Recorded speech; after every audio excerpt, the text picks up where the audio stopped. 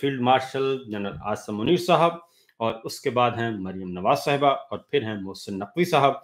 क्योंकि मरियम साहिबा और मोहसिन नकवी साहब जो हैं वो अहम 3 प्लेयर्स हैं जी, ओपनर बैट्समैन हैं फील्ड मार्शल के। और मरियम नवाज साहिबा को दिया हुआ है फॉर्म 47 के तहत, जाली फॉर्म 47 के तहत सूबा पंजाब, और मोहसिन नकवी साहब को दिया हुआ है पूरी की पूरी हुकूमत उनके हवाले की हुई है। और तमाम मामलात, तमाम अहम अमूर जो हैं वो सिर्फ और सिर्फ मोहसिन नकवी साहब के साथ ही डिस्कस किए जाते हैं। और अहम तरीन जो विजिट्स होते हैं बैरून मुल्क, और उसमें भी कोई और वजीर नजर नहीं आता बल्कि मोहसिन नकवी नजर आते हैं। और एक और बात भी है, इनकी आपस में बनती भी नहीं है, मोहसिन नकवी साहब और मरियम नवाज साहिबा की आपस में बनती भी नहीं है, और इनकी अनबन भी हो चुकी है। और फिर उस पर आप मालूम है कि फिर हुक्म हाकम हुआ कि नहीं, आपस में नहीं लड़ना, आप पहुंचे। और फिर मोहसिन नकवी साहब के दरबार में हाजिरी दी गई, और मोहसिन नकवी साहब फिर खैर सगाली के तौर पे गए थे मियाँ साहब से भी मिले। तो इस तरीके से वो गिले शिकवे दूर किए गए और समझाया गया कि आप दोनों ने आपस में नहीं लड़ना, क्योंकि अगर आप दोनों आपस में लड़ेंगे तो कश्ती में सुराख होगा, और कश्ती में सुराख होगा तो फिर लीकेज होगी, और लीकेज होगी तो फिर पानी आएगा, फिर कश्ती डूबेगी, और ऐसा नहीं होना चाहिए। तो ये एक मुख्तसर सी बात है जी। पहले ज़रा हम सूरत हाल देखते हैं जी। ज़ियाउल हक साहब कहते होते थे कि मेरा पंजाब में बड़ा किला मजबूत है। नवाज शरीफ साहब वज़ीर आला होते थे, और ज़ियाउल हक साहब कहते थे पंजाब में मेरा किला बहुत मजबूत है। नवाज शरीफ साहब को हटाने के लिए उस ज़माने में बहुत सारे नामवर प्लेयर्स उतरे और उनको हटाने के लिए, लेकिन ज़ियाउल हक साहब नहीं मानते थे।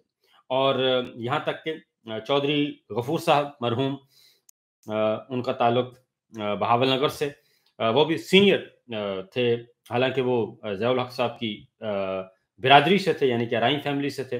उन्होंने एक एफर्ट की, नाकाम हुए। उसके बाद दूसरी एफर्ट की, हमारे थे जी मोहम्मद यार साहब थे, मोहम्मद यार साहब थे, नाम ज़हन में आता है, तो उन्होंने भी कोशिश की। फिर यासिन वट्टू साहब भी कोशिश करते रहे, और फिर मखदूम फैमिली भी करती रही कोशिश मुल्तान से, और इसलिए बहुत कोशिशें की गई, लेकिन ज़ियाउल हक साहब नहीं मानते थे। और बिलाखिर, और उस वक्त चौधरी फैमिली जो है, चौधरी शुजा साहब, चौधरी परवेज़ इलाही साहब, वो नवाज शरीफ साहब के साथ होते थे जी, और वो उनको बचाते थे। तो बहरहाल ये सूरत हाल है। तो अब पंजाब मरीम साहिबा के हवाले है, तो पंजाब की ज़रा सूरत हाल देख लेते हैं पहले क्या सूरत हाल है। क्योंकि पंजाब इस वक्त करप्शन में नंबर 1 पे है, माली बेज़ाब्तियों में नंबर 1 पे है। और ये अपोजिशन की रिपोर्ट नहीं है, ये किसी सहाफ़ी की रिपोर्ट नहीं है, बल्कि ये रिपोर्ट है ऑफिशियल, जो गवर्नमेंट ऑफ पंजाब में ही एक महकमा होता है, auditor general Punjab, federal level पे भी होता है, सूबे में भी होता है। तो ऑडिटर जनरल पंजाब की जो रिपोर्ट है वो ज़बरदस्त, उसमें उन्होंने कहा है, और उसमें उन्होंने कोई 1 खरब रुपए का उन्होंने कहा है जी, 1 खरब रुपए की जो है माली बेज़ाब्तियाँ सामने आई हैं। ये तो सीधी-सीधी हैं। उसके अलावा बहुत ज़्यादा एम्बेज़लमेंट की गई है, बहुत ज़्यादा हड़प किए गए हैं मामला, और पैसों को ऐसी मदात में ज़ाहिर किया गया, खर्च हो गए हैं कि आप तसव्वुर नहीं कर सकते। मसलन सिर्फ़ कुर्बानी ईद उल अज़हा गुज़री है, ईद उल अज़हा पे कहते हैं जी हमने सड़कों पे अर्के गुलाब की वो की है, धुलाई की है, अर्के गुलाब बहा दिया। और कितने का, मेरा ख़्याल है कि 50-60 करोड़ रुपए का अर्के गुलाब सिर्फ लाहौर की सड़कों पे उन्होंने कहा जी 40-50 करोड़ का वो हमने बहा दिया। और किस लिए बहाया कि ज़रा खुशबुएँ आएँ, और ये है पंजाब। और एक ऐसे सूबे में ये सब कुछ किया गया, एक ऐसे मुल्क में किया गया जहाँ पे हमारे 50% से ज़्यादा, यानी कि 11 करोड़ की आबादी जो है वो ख़त गुर्बत से नीचे चली गई है, जिसके पास एक टाइम का खाना भी उसको सीरियस तरीके से मुयस्सर नहीं है। ये उस मुल्क में किया गया, और ये सब कुछ इसलिए किया गया कि मसला ये नहीं है कि अर्के गुलाब अब किसने चेक करना है कि अर्के गुलाब सड़कों पे बहाया गया कि नहीं बहाया, कौन चेक करेगा कि 10 लीटर था कि वो 1 लाख लीटर था। तो इसलिए अज़ खुद पहली बात है कि ये अज़ खुद एक ऐसी बेहूदगी थी कि जिसके बारे में जितना भी मजम्मत की जाए कम है। अगर आपके पास पैसा इतना ही ज़्यादा है और वो भी कर्ज़ों का पैसा। वो कोई कौमी खज़ाने में नहीं पड़ा, वो पंजाब के खज़ाने में नहीं था पैसा, सरप्लस पैसा पड़ा है अपने कौमी खज़ाने में, और उससे निकाल के आपने कहा कि चलें जनाब बैतुल माल से निकाल के हम गरीबों की मदद कर देते हैं। तो 40 करोड़ रुपए का आप देखें कि कितने गरीब आदमी जो हैं, उनके कितने महीनों का खाना है वो, जो इन्होंने बहा दिया।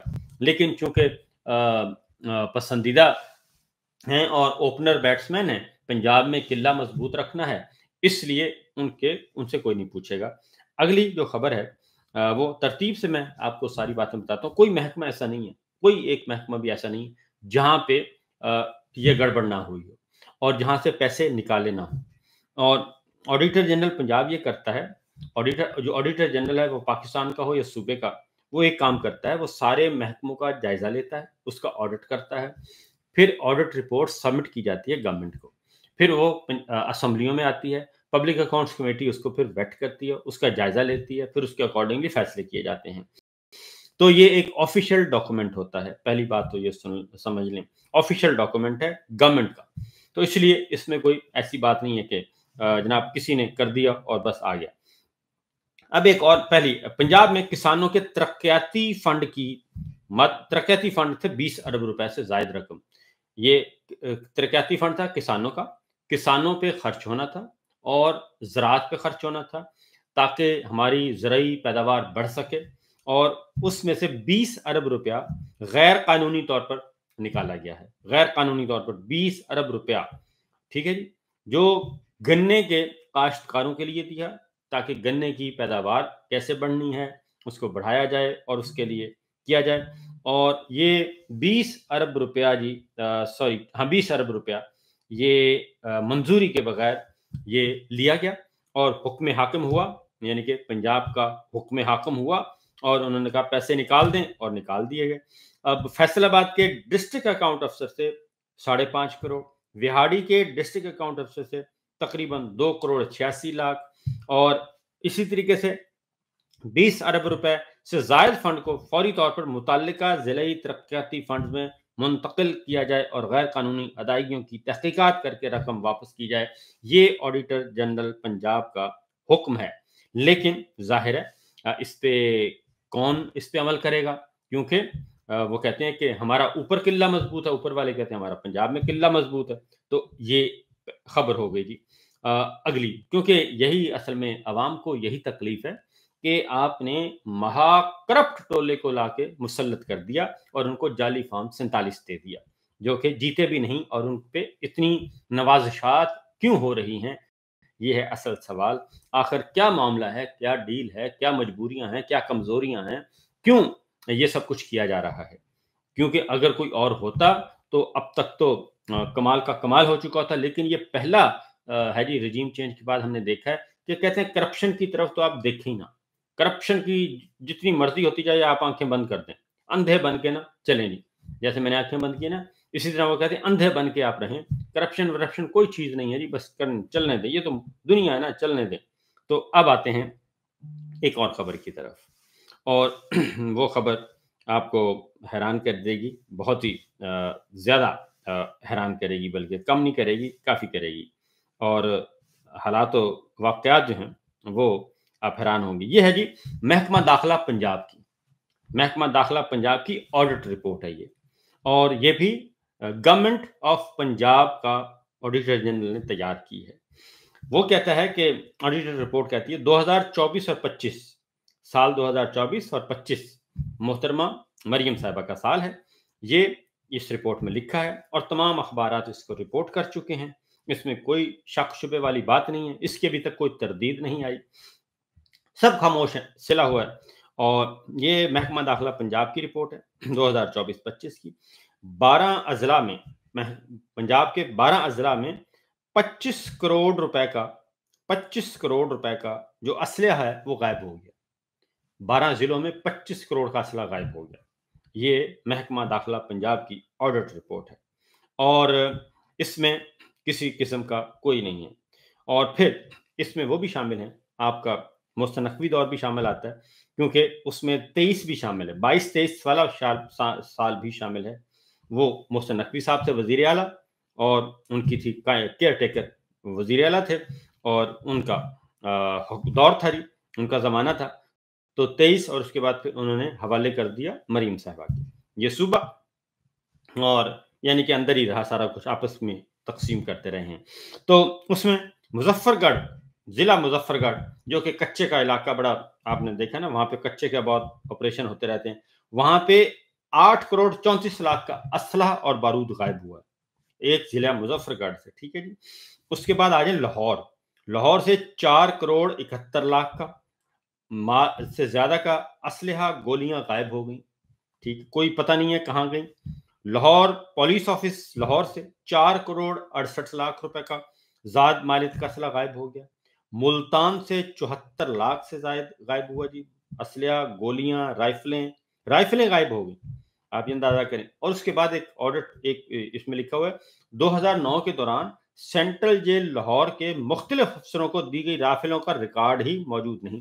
اب 2009 میں کس کی حکومت تھی یہ بھی ذرا سوچ لیجئے. 2009 میں کس کی حکومت تھی؟ 2008 میں آئے تھے. 2009 میں شہباز شریف صاحب کی حکومت تھی. ٹھیک ہے جی. 2008 سے 13 تک بھی اور 2013 سے 18 تک بھی شہباز شریف صاحب تھے. تو یہ شہباز شریف صاحب کا چچا بھتیجی کا دور ہے کہ چچا بھتیجی کا 2009 کے دوران سینٹرل جیل لاہور کے مختلف افسروں کو دی گئی رائفلوں کا ریکارڈ ہی موجود نہیں. اس کے بعد ہے جی سیالکوٹ 56 لاکھ 14 ہزار، ڈی پی او ساہیوال 43 لاکھ کا اسلحہ، گولہ بارود غائب اور گولیاں غائب. اوکاڑا 38 لاکھ سے جی. اور اس کے علاوہ گجرات سے ڈی پی او گجرات کے دفتر سے 35 لاکھ، ڈی پی او فیصل آباد کے دفتر سے 26 لاکھ کا اسلحہ اور گولہ بارود غائب ہوا. گنڈا پور صاحب کا گنڈا پور صاحب ایک نیا ڈرامہ انہوں نے شروع کیا ہے، اور ڈرامہ ہی کہوں گا کیونکہ وہ عمران خان صاحب کہتے ہیں کہ آپ نے مشرق کی طرف جانا ہے، وہ مغرب کی طرف چل پڑتے ہیں. وہ کہتے ہیں آئیں آپ مجھ سے ملاقات کریں، ملاقات کرنے نہیں آتے. وہ کہتے ہیں کہ پوری ٹیم کے ساتھ ہیں ملاقات کے لیے. آج تک پاکستان تحریک انصاف کی طرف سے ان کے ارکان کے نام ہی نہیں دیے. تو خیر آج یہ ڈرامہ چلے گئے. وہ کل عمران خان صاحب نے کہا کہ سپریم کورٹ سے رجوع کر لیں، آپ سپریم کورٹ رجوع کریں، بتائیں کہ جا کے عمران خان جیل میں ہیں اور ان سے ہم نے ڈسکس کرنا ہے بجٹ کا. اور تو آج پھر جسٹس منصور وہ گنڈا پور چلے گئے جسٹس منصور علی شاہ صاحب کی عدالت میں لطیف کھوسا صاحب کے ساتھ. اب بندہ پوچھے کہ بھائی آپ پٹیشن فائل کریں، آپ چیف جسٹس صاحب سے ملیں، یحییٰ آفریدی صاحب سے، وہ آپ کے صوبے کے ہیں اور آپ کے بہت اچھے ان سے مراسم بھی ہیں یحییٰ آفریدی صاحب کے ساتھ. اور خیبر پختونخوا سے ان کا تعلق ہے، افریدی قبیلہ ہے، اور ان سے آپ کے بہت اچھے مراسم ہیں. وہ آپ کو اچھی طرح جانتے ہیں، آپ انہیں اچھی طرح جانتے ہیں. آپ جاتے ان کے پاس، تو آپ سیدھے گئے جسٹس منصور علی شاہ صاحب کے پاس، ان کی عدالت میں چلے گئے. تو آپ جاتے رجسٹرار کے پاس چلے جاتے، ان کی جا کے بتاتے کہ جناب ہم نے چیف جسٹس صاحب سے ملنا ہے اور انہیں بتانا ہے. تو بجائے اس کے آپ چلے گئے جسٹس منصور علی شاہ صاحب کی عدالت میں، اور ان کو بھی امبیرس کرنے کی کوشش کی گئی کیونکہ پہلے یہ ایک ماحول چل رہا ہے. تو آپ سیدھے پھر انہی کے پاس گئے اور کہا کہ جناب اپنا مسئلہ بیان کیا اوپن کورٹ میں. تو کھوسا صاحب نے بھی اور صاحب گنڈا پور صاحب نے بھی، تو انہوں نے صحیح بات کی. انہوں نے کہا جی آپ جائیں چیف جسٹس کے پاس، ان کے پاس ہے سارا کچھ، وہ سپریم کورٹ کے چلا رہے ہیں. رجسٹرار کے پاس جائیں اور وہ ہیں، میں تو ظاہر ہے انہوں نے کہا میں تو ایک جج ہوں اور اپنا یہ بینچ، میری ڈیوٹی انہوں نے ادھر لگائی ہے، میں ادھر مقدمات سن رہا ہوں، میرا تو یہی ہے کام. اور ان کو چیف جسٹس بننا تھا، ان کو تو اسی لیے ہٹایا کہ جناب یہ بہت ہی بات کرتے ہیں اصولوں کی، انصاف کی بات کرتے ہیں، یہ عوامی مینڈیٹ کی بات کرتے ہیں، یہ صاف شفاف الیکشن کی بات کرتے ہیں، یہ ہمارے ایجنڈے پر چلنے کے لیے تیار نہیں ہیں، ہم ان کو بلاتے ہیں ملاقات کے لیے نہیں آتے. تو آپ ان کا ایک ہے، تو لہٰذا گنڈا پور صاحب چلے گئے جی ادھر، اور جسٹس منصور شاہ صاحب نے واضح طور پہ کہہ دیا، انہوں نے کہا کہ جس کا کام ہے بھائی اسی کو ساجے، آپ اس کے پاس جائیں بجائے اس کے کہ میرے پاس آئیں. تو میں بھی گنڈا پور صاحب سے کہوں گا کہ یہ سارا کچھ کریں جی.